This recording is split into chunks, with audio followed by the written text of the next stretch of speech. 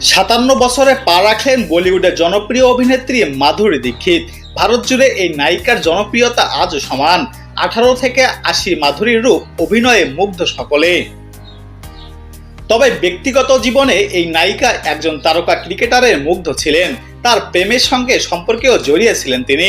সেই ক্রিকেটারের নাম অজয় জাদেজা। 8 বছরের কেরিয়ার ছিল জাদেজার। ভারতের জার্সি গায়ে 196টি ওয়ানডে ম্যাচ খেলেছেন তিনি। দলটির অধিনায়কের দায়িত্ব পালন করেছেন। সেই অজয় জাদেজার সঙ্গে প্রেম করেছেন মাধুরী দীক্ষিত। কেরিয়ারের দুর্দান্ত ফর্মে থাকার সময় মাধুরীর সঙ্গে জড়িয়েছিলেন এই ক্রিকেটারের নাম। একটি পত্রিকার ফটোশুটে গিয়েই নাকি সম্পর্কে জড়ান দুজন। এরপর দীর্ঘদিন চলে সেই প্রেম। শোনা যায় অজয় জাদেজার খেলার ভক্ত ছিলেন মাধুরী দীক্ষিত। তার আগে অবশ্য অনিল কাপুর, সঞ্জয় দত্তের সঙ্গেও নায়িকার প্রেমের গুঞ্জন শোনা গিয়েছিল। তবে জাদেজাতেই ডুবেছিলেন তিনি।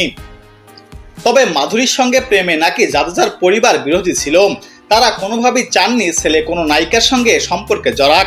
এমনকি মাধুরী জাদেজার প্রেম যত এগিয়েছে ততই ক্রিকেটারের পারফরমেন্স তলানিতে নেমেছে। সেই দায় একটা সময় মাধুরীকে দিচ্ছিল তার পরিবার। জাদেজার ক্রিকেট কেরিয়ার সংক্ষিপ্ত হয়ে যায় নিষেধাজ্ঞার কোপে। ম্যাচ পাতানোর অভিযোগে অভিযুক্ত ভারতীয় ক্রিকেটারের মধ্যে তিনি ছিলেন অন্যতম। 2000 সালে 5 বছরের জন্য সব ধরনের ক্রিকেটে নির্বাসিত হন এই তারকা। এরপর আর ক্রিকেটে ফিরতে পারেননি।